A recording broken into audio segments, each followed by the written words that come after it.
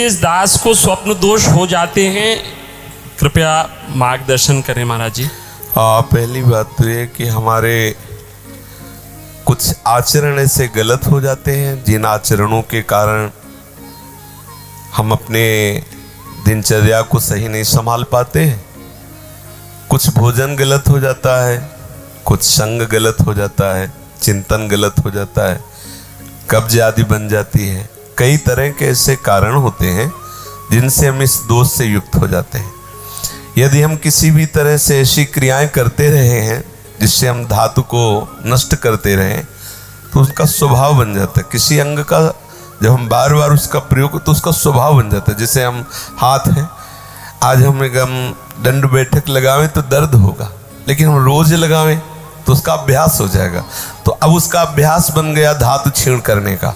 अब आप ना भी कोई चेष्टा करें तो भी वो छीण हो जाएगी, उसका अभ्यास बन गया। अब हम ऐसा तमोगुणी भोजन पालें, बहुत कड़ुआ, बहुत तीखा, बहुत खट्टा, तो वो धातु का क्षरण हो जाएगा, भोजन सही नहीं। कब्ज बन जाए तो उससे नष्ट हो जाएगा।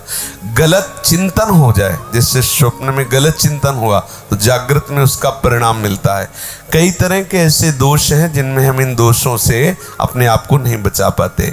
यदि साधक स्वप्न दोष से बचना चाहता है तो सर्वप्रथम उसको भगवान की शरण में होना होगा, क्योंकि प्रभु की शरणागति से हमारा जो अंतःकरण मलिन चिंतन से युक्त है उसका सुधार होगा।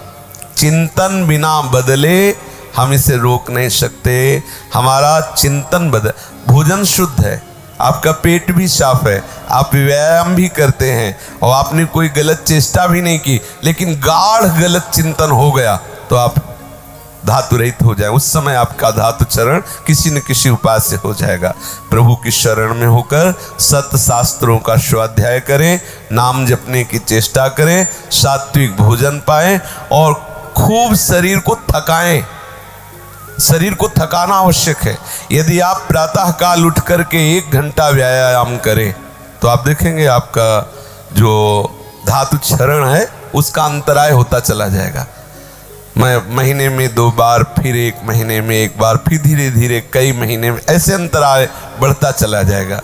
अपने पास ऐसे भी लोग आए हैं जो 24 घंटे में 7 बार धातु का क्षरण करते हैं। हालत ये हो गई, ना आँख में चश्मा काम कर रहा है, ना भोजन पचाने के लिए आँख काम कर रही, हर तरह से वो नष्ट होते चले जा रहे।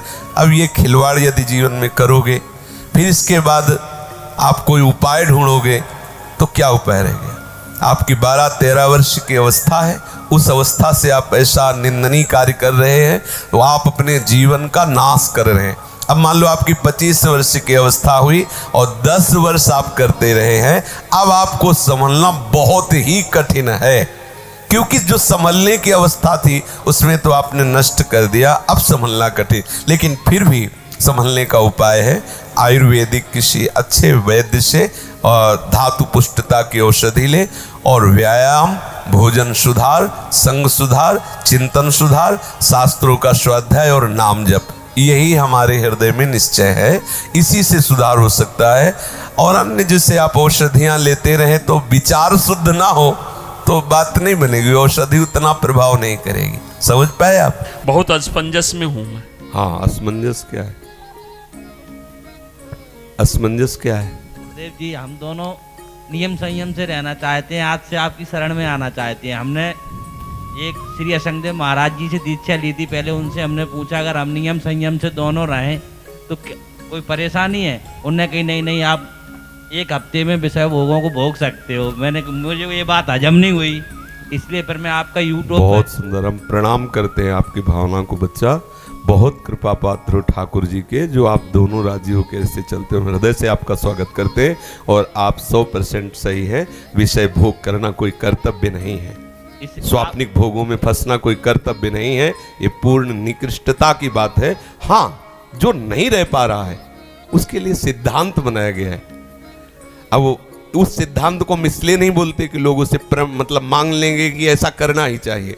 जो विषयी है नहीं संयम से रह पाता तो उसके लिए शास्त्रीय सिद्धांत है कि जब माताएं बहनें मासिक धर्म से युक्त होती हैं तो एक सप्ताह के बाद जो पवित्र होती है तब तो अपने गृहस्थ धर्म का सेवन कर, 1 माह में वो तब सेवन करे जब संतान उत्पत्ति की लालसा हो। नहीं तो वास्तविक बात है कि ब्रह्मचर्य का सेवन करते हुए भगवत आराधना करके ये जन्म सुधार ले। ये जितने भोग हैं बहुत खूब बहुतायत है अन्य योनियों में, सुअर कुत्ता गधा कौआ कबूतर बंदर सब इसी में भोग में रमे हुए हैं। तुम्हारा मनुष्य जीवन इस कर्तव्य के लिए नहीं, तुम्हारा मनुष्य जीवन है सावई पुंसाम परो धर्मो यतो भक्ति अधोक्षजे। अधोक्षक भगवान श्री हरि में अपना चित्त समर्पित हो जाए, उनके चरणों में हमारा प्रेम हो जाए, यही परम धर्म है। इसलिए भगवान आदेश करते हैं सर्वधर्मान परित्यज्य मामेकम शरणम व्रज। भगवान स्वयं कह रहे हैं कि सब धर्मों को त्यागो, मेरे चरणों का आश्रय लो। पर यदि आप नहीं रह सकते तब वो सिद्धांत है, आदेश गुरु थोड़ी दे सकता। हमारा तो छाती फूल गई तुम्हारी ये बात कहने पे, छाती फूल गई कि मैं ऐसा नहीं। और ऐसे कितने हैं, हम तो आश्चर्य की बात कहते हैं। अमेरिका में रह रहा है और 28 और 32-35 के बीच के दोनों हैं, वो कसम खा के वृंदावन में गए कि आजीवन दोनों ब्रह्मचर्य रहेंगे। और उनका बच्चा होश में वृंदावन, बोले महाराज वचन देते हैं जीवन में कभी गलती नहीं हुई। अब बोलो सुंदरी पत्नी है, सुंदर शरीर है, खूब रुपए कमा रहे, ब्रह्मचर्य प्रणाम है।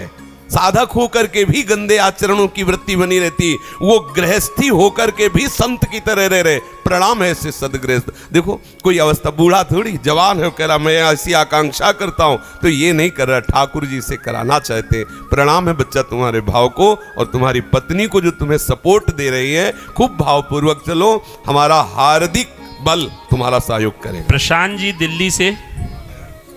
राधा वल्लभ श्री हरिवंश महाराज जी, आपके चरणों में दंडवत प्रणाम। महाराज जी, मैं आजीवन ब्रह्मचर्य जीवन जीना चाहता हूं, परंतु सांसारिक परिस्थितियों के कारण कभी कभी ध्यान भटक जाता है। ऐसी स्थिति में ब्रह्मचर्य जीवन जीना चाहिए या गृहस्थ आश्रम में जाना चाहिए? गृहस्थ आश्रम में जाना चाहिए। यदि ब्रह्मचर्य आजीवन निर्वाह करना हो तो फिर विरक्त वेश लेना चाहिए, क्योंकि गृहस्थ में रह करके या तो ब्याह करके और पत्नी को अनुकूल बना के ब्रह्मचर्य पे चले, और या फिर विरक्त हो करके संपूर्ण भाव प्रभु के चरणों में अर्पित करके तब ब्रह्मचर्य से चले। 2 ही मार्ग हैं, प्रवृत्ति या निवृत्ति। अगर प्रवृत्ति मार्ग में है और ब्रह्मचर्य धारण करना चाहता है और ब्याह नहीं किया तो असंभव है बच्चा, क्योंकि हम जैसे वातावरण में रहते हैं, जो हम बार बार दृश्य देखते हैं, वो हमारे ऊपर प्रभाव डालता है। और अगर हमने ब्याह कर लिया और गृहस्थी में है तो हमें अगर प्रभाव भी पड़ा तो हमें धर्म भ्रष्ट नहीं कर सकता। कि अभी कल ही परसों कोई गृहस्थ बोल रहे थे कि हम दोनों पति पत्नी सलाह कर लिए और हम ब्रह्मचर्य से आजीवन रहे। अपने कई ऐसे साधक हैं जो पति पत्नी सहित कई वर्षों से ब्रह्मचर्य धारण किए हुए हैं। तो मुझे ये बहुत अच्छा लगा कि दोनों मित्र बन करके और भगवत मार्ग में चल रहे। तो अब इनको कहीं दोनों में से कोई भी साधक भ्रष्ट नहीं हो सकता, क्योंकि दोनों के पास विषय सेवन है, और विषय सेवन का समय, विषय सेवन सामग्री होते हुए भी विषय ना सेवन करना, सच्चे बैरागी उनको कोई फेल नहीं कर सकता। समझ रहे ना? अगर कहीं थोड़ी भी गुंजाइश हो तो ब्याह करके और सदगृहस्थी बन के चलना चाहिए। और अगर थोड़ी भी गुंजाइश न रह गई कि मुझे प्रपंच बर्दाश्त नहीं होता, फिर तो देर नहीं लगाना चाहिए, भगवत मार्ग में पूर्ण निवृत्ति मार्ग का पथिक बन जाना चाहिए।